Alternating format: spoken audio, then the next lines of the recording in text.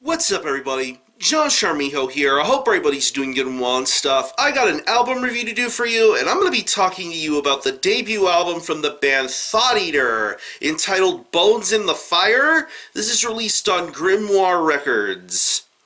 Now, if you're not too familiar with this band, they are based out of Baltimore, Maryland, and the best way to describe the sound of this band would be a very experimental, progressive, doomy style of instrumental metal. Yeah. A couple of years ago, I was made aware of this project in the form of a split with another instrumental band entitled Iron Jawed Guru, entitled Vortex 6.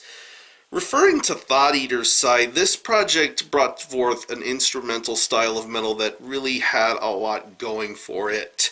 Very much in the vein of sludge and doom metal, with some elements of progressive stuff, some thrashy stuff, some very experimental sort of stuff going on with that band, and it made for some very, very impressive and smart music.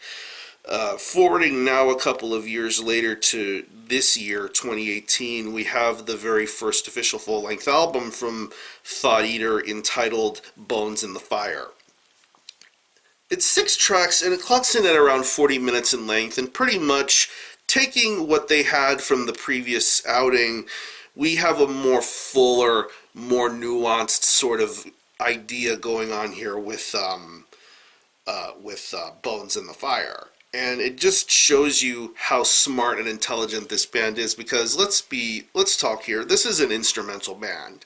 This is one of those bands that lets the music do the talking for them. But with every single song and every single passage that goes on here with Bones in the Fire, you know what you're going to be in for, and it's going to be quite an interesting sort of trip here.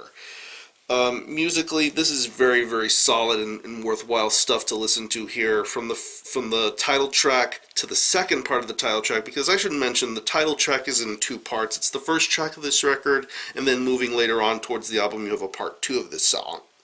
And I think that's really, really impressive stuff, that they take the music from those 2 songs and make 2 different sorts of passages, because there's a lot of influences going on here. There's a lot of doom metal influence, progressive metal influence. You get the sludge influences. You get the weird little passages that happen in between tracks. Like on the closing track, well, you get some slower, more acoustic and synth sort of drives going on with that track.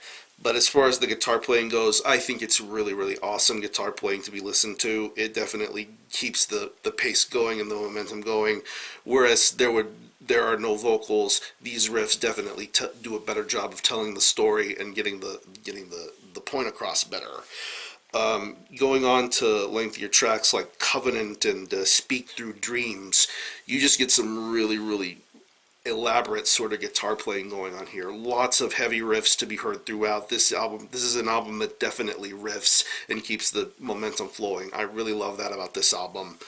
The bass work on here is very good. If I'm not mistaken, it's a 12-string bass that's being used for this record, and I definitely think that it showcases its talent and gifts very, very well here with this album. I love the usage of the 12-string bass.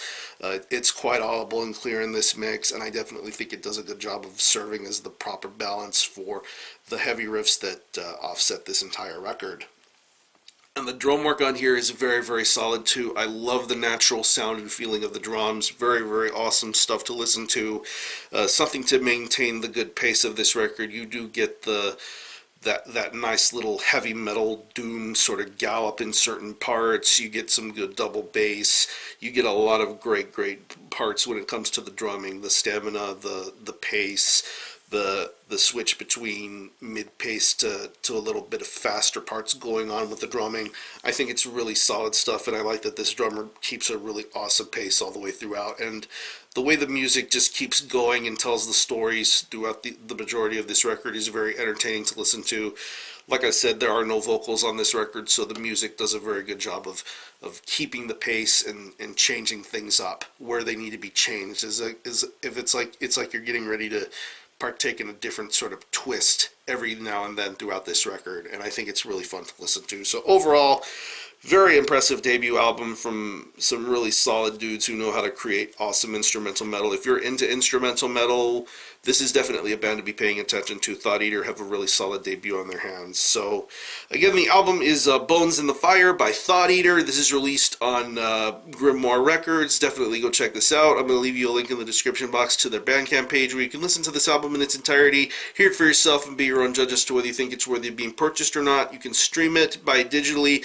To the best of my knowledge, this is the current format that it's available in right now. If there's physical copies coming, definitely keep an eye on the label for more information. And for a score, I'm going to give this a very strong 8 out of 10. Very, very solid debut of some awesome instrumental metal. Thought Eater, Bones in the Fire, Grimoire Records. Go check this one out. If you happen to have heard this album, definitely let me know what you think about it and how you feel about it. Or any of you guys into Thought Eater, definitely let me know. I'm going to conclude this review. Thanks a lot for watching. Thanks for checking out my channel. And until the next time, Armijo out.